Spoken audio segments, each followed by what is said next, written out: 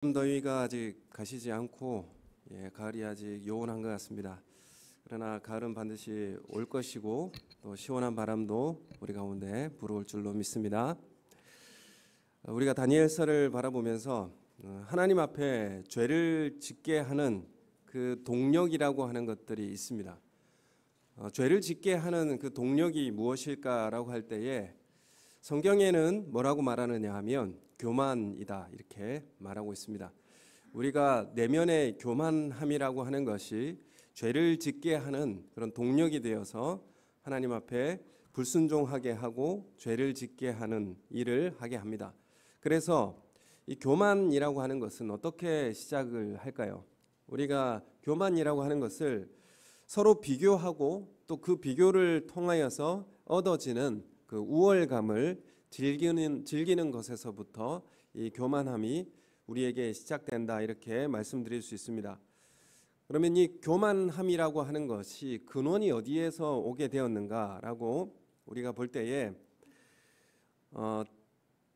창조하신 하나님, 에덴 동산에서부터 보면 하나님의 창조주 질서 이것을 무시하고 시작된 악함이라고 하는 것이 바로 교만이었습니다. 하나님의 창조 질서라고 하는 게 무엇이겠습니까? 내가 하나님의 피조물이고 또 나는 하나님의 대리인으로서 이 땅에 살아가야 할 사명을 갖는 것. 그런데 그 중심에 이것을 기억하고 살아가기 위해서 무엇을 동산 중앙에 두었냐면 선악을 알게 하는 나무의 실과를 두었습니다. 그래서 이것은 먹지 말라, 절대로 먹지 말라 이렇게 말씀하셨죠. 그래서 이것을 먹지 않는 것으로 내가 하나님의 그 창조 질서와 다스림에 대한 순종을 하고 그리고 교만하지 않는 그런 삶을 살아가게 되는 것이죠. 그런데 이런 의미에서 이 교만이라고 하는 것은 아담과 하와가 이 창조의 질서에 대한 하나님의 다스림에 대한 거부, 내가 내 힘으로 살아가겠다라고 하는 그 주장 의지, 이것을 통하여서 교만함이 들어와서 죄를 짓게 된 것이었습니다. 이런 의미에서 교만이라고 하는 것은 모든 죄의 근원이고 죄의 출발이라 이렇게 말씀드릴 수가 있습니다. 그렇기 때문에 교만함이라고 하는 것은 창조주 하나님을 무시하는 불신앙이 여기에 담겨 있는 것입니다. 그래서 하나님을 의지하지 않고도 스스로 살아갈 수 있다라고 하는 자랑이 바로 그 내면에 담겨져 있는 교만한 마음이다라고 말씀드릴 수 있습니다. 그래서 우리는 항상 내 마음에 교만한 것들이 들어와 있는지, 또 우리는 살다 보면 내가 알지도 못하는 사이에 교만함이 이미 내 마음속에 들어와 있다라는 것을 우리는 알아차리게 됩니다. 오늘 이 느부갓네살 왕이 짧은 기간에 많은 경험을 합니다. 하나님의 능력도 경험하게 되고요. 또 꿈 때문에 번민하고 두려움에 시달리게 되었었는데 하나님의 사람인 다니엘이 꿈도 알려주고 해석도 해주는 그런 경험을 느부갓네살 왕이 하게 됩니다. 또 금신상에 절하지 않는 이 세 사람, 다니엘의 세 친구를 풀무불에 던졌는데 타지도 않고 살아나오는 그런 일들을 경험하게 됩니다. 또 이 풀무불에서 신의 사람처럼 보이는 천사도 확인하고 경험하게 됩니다. 이 하나님의 행하시는 일을 느부갓네살 왕은 경험도 하고요, 기적도 체험하고요, 하나님의 통치와 다스림도 확인을 했습니다. 그래서 2절 3절에 보면 오늘 이 느부갓네살 왕이 이 하나님의 기적과 이 기적들을 경험하고 난 다음에 간증을 하는 내용들이 나옵니다. 그래서 정말 즐거워하고 또 감격하면서 누구에게 말하고 있느냐 하면 온 나라에 거주하는 백성들과 각 언어를 말하는 자들에게 조서를 내리노라 이렇게 1절에 말하고 있습니다. 그래서 이 바벨론에 살아가는 모든 사람들에게, 다른 민족들에게 이 내용들을 다 간증을 하고 있는 것이죠. 느부갓네살 왕이 자신이 경험한 하나님의 기적과 그 능력들을 다 전해주고 있습니다. 그래서 지극히 높으신 하나님이 내게 행하신 이적과 놀라운 일을 내가 내가 알게 하기를 즐거워하노라. 참으로 크도다 그의 이적이요 참으로 능하도다 그의 놀라운 일이요 그의 나라는 영원한 나라요 그의 통치는 대대에 이르리로다. 이렇게 2절 3절에 느부갓네살 왕이 하나님의 이적을 경험하고 나서 이렇게 찬양합니다. 기적과 체험한 이 경험들을 통해서 하나님이라는 분이 대단한 분이고 나에게도 이런 놀라운 일이 있었다면서 감격하면서 온 나라 백성들에게 지금 간증하고 있는 것입니다.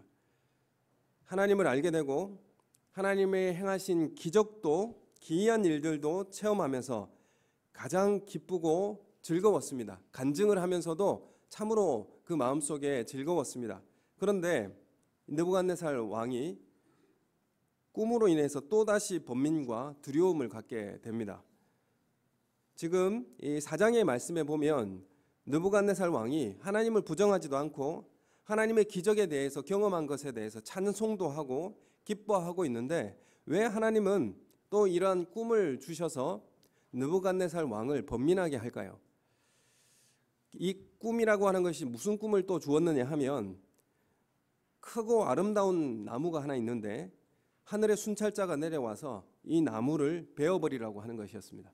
그러니까 이 나무는 느부갓네살 왕을 지칭하고 있습니다. 그래서 이 느부갓네살 왕이 크고 그 아름다운 나무로 비유하고 있는데 하나님의 사자가 와가지고 교만하니까 베어버리라 이렇게 하는 것이죠. 그래서 이 꿈으로 인해서 느부갓네살 왕은 엄청난 두려움과 번민에 시달리게 되었습니다. 한번 돌아보면 이 느부갓네살 왕이 하나님의 기적도 경험했고요, 하나님의 놀라운 그 역사도 체험했고요, 이것을 또한 간증도 했고 이것으로 너무나 즐거워했습니다. 그리고 하나님의 통치는 영원할 것이다 이렇게 선언도 했습니다. 그런데 왜 하나님은 이 느부갓네살 왕에게 교만하다고 그런 의미를 가지고 꿈을 주셔서 두렵고 번민하게 했을까요? 사실 이 느부갓네살 왕이 하나님에 대해서 호의적이죠. 그리고 하나님의 통치에 대해서도 즐거워했습니다. 그런데 이렇게 하신 이유가 무엇일까요? 이 이유를 한번 우리는 살펴보기를 원합니다. 전에 한번 예를 말씀드린 적이 있는데 미국에 이 나이아가라 폭포가 있죠. 거기에 줄을 메고 그 사이를 횡단하는 그런 줄타기 고개를 보여주었습니다. 줄타기를 보여주니까 사람들이 많이 모여들게 되었습니다. 이제 그 줄타기를 한번 쭉 걸어가고 난 다음에 사람 많이 모인 사람들에게 이렇게 말합니다. 내가 이 줄 위에서 외발 자전거를 타고 건널 수 있다라고 믿는 사람들은 다 박수 쳐주십시오. 그러자 많은 사람들이 이 도전이라고 하는 것이 위험한 도전이라고 생각했지만 격려의 박수를 쳐주었습니다. 그런데 고개사는 외발 자전거를 타고 그 나이아가라 폭포의 외줄을 타게 되었고 넘게 되었습니다. 그러자 그 성공한 그 고개사가 다시 그 모인 사람들에게 묻습니다. 내가 이 줄 위에서 눈을 가리고 건널 수 있다라고 믿는 사람은 박수를 쳐주십시오. 그러자 이제 사람들은 점점 그를 믿기 시작했고 그 믿음은 확신으로 변하게 되었습니다. 고개사는 눈을 가리고 그리고 그 줄을 건너는 것을 해냅니다. 그리고 나서 또 고개사는 이렇게 또 사람들에게 묻습니다. 여러분, 제가 사람을 태우고 이곳을 건너갈 수 있다라고 믿습니까? 라고 이렇게 질문을 했습니다. 그러자 사람들이 일제히 이렇게 대답합니다. 우리는 당신을 믿습니다 라고 환호하면서 박수를 치며 소리를 질렀습니다.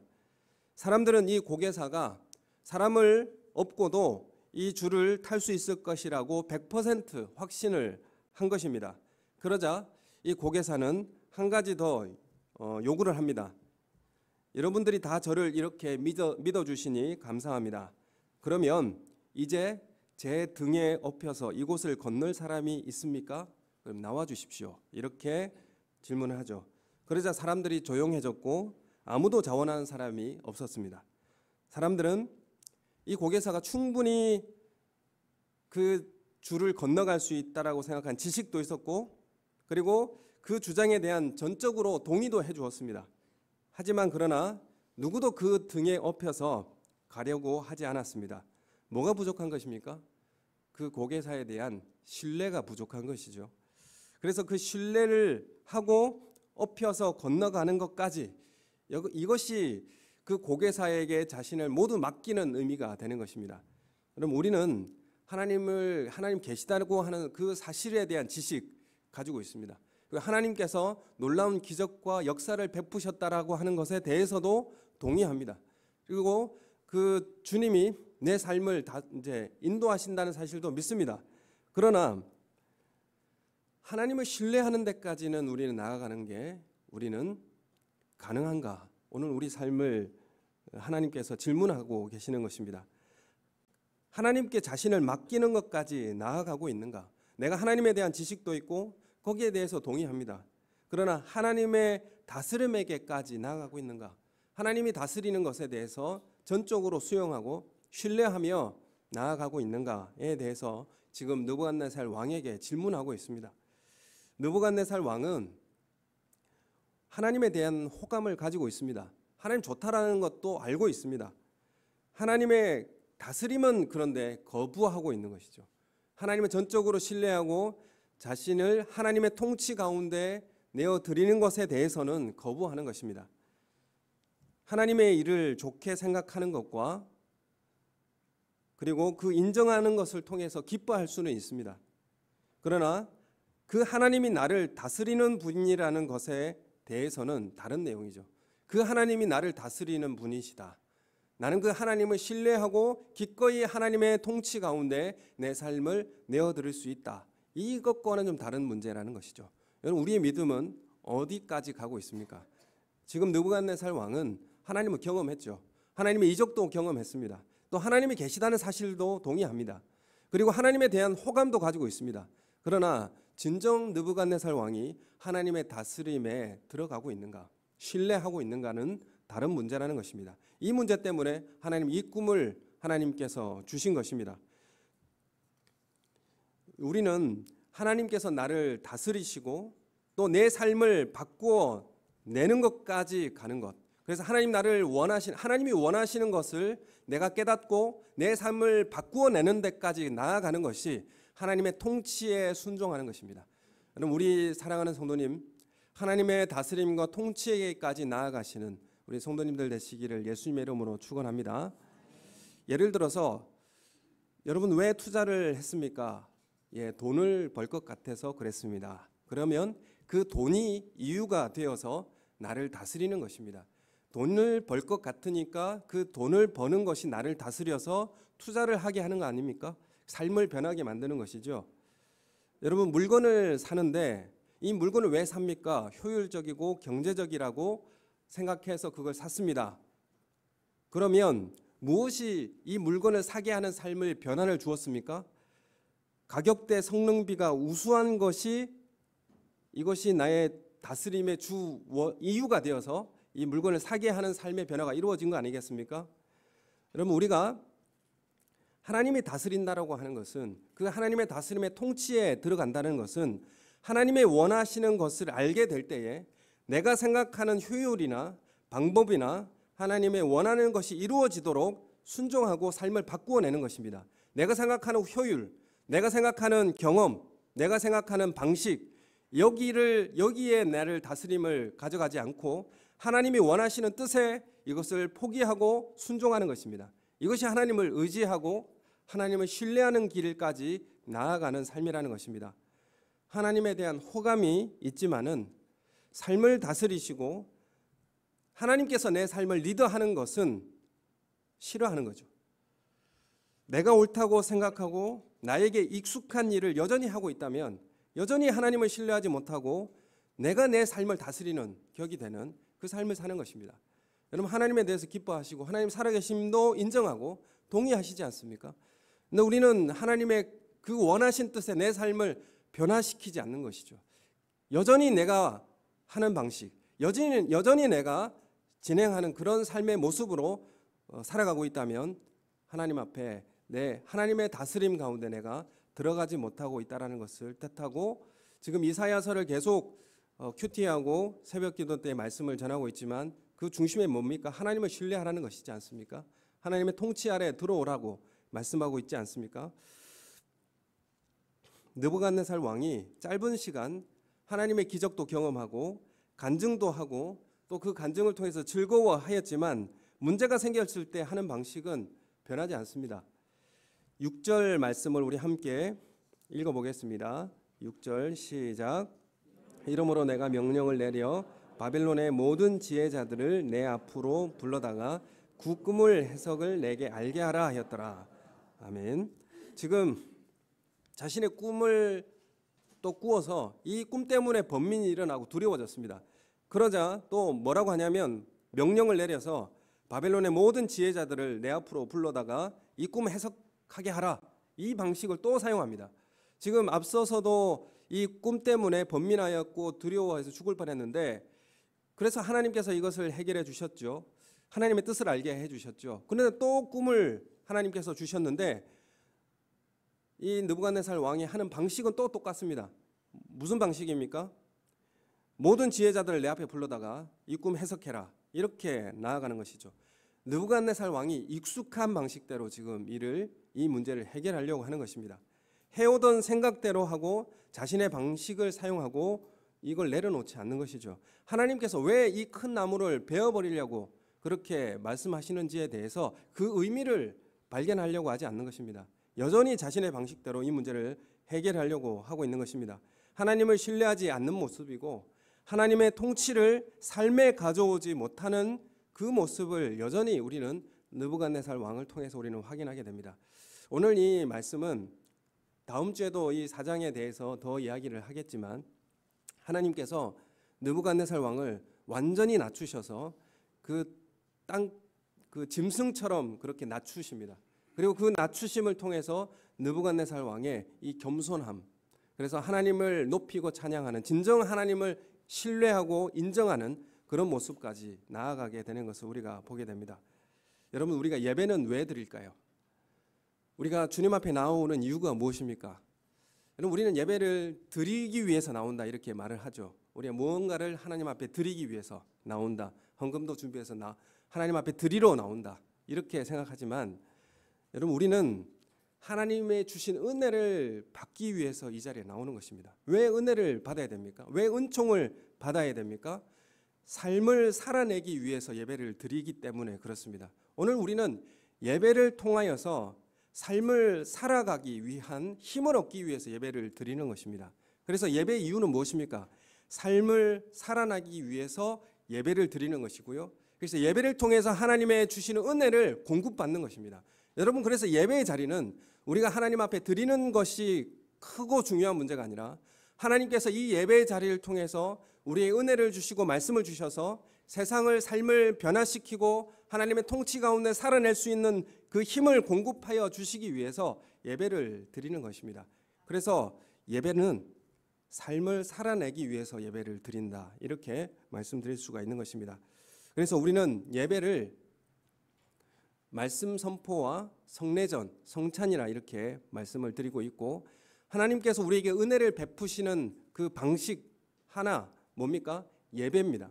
하나님께서 우리를 은혜를 주시는 방법, 수단이라고 하는데 그 수단을 뭘로 사용하시냐면 예배를 통해서 우리에게 은혜를 베풀어 주십니다. 근데 그 예배를 두 가지를 이야기하면 말씀 선포와 한 가지는 성찬이다 이렇게 말씀드릴 수 있죠. 그래서 우리에게 은혜를 베푸시는 수단 두 가지가 있는데 말씀과 그리고 성찬이다 이렇게 말씀하고 있습니다. 그래서 우리는 말씀을 듣고 또한 성찬을 통하여서 은혜를 공급받고 또한 세상의 삶을 살아내는 하나님의 통치와 다스림 가운데 살아갈 수 있는 힘과 능력을 공급받게 되는 것입니다. 그래서 예배를 통해서 은총을 받고 그 은총은 삶을 살아내는 힘을 우리에게 허락하시는 것입니다. 그래서 예배는 삶으로 연결될 수밖에 없는 것이죠. 우리의 삶에 하나님의 다스림이 부재한 삶을 사는 것은 아닌가.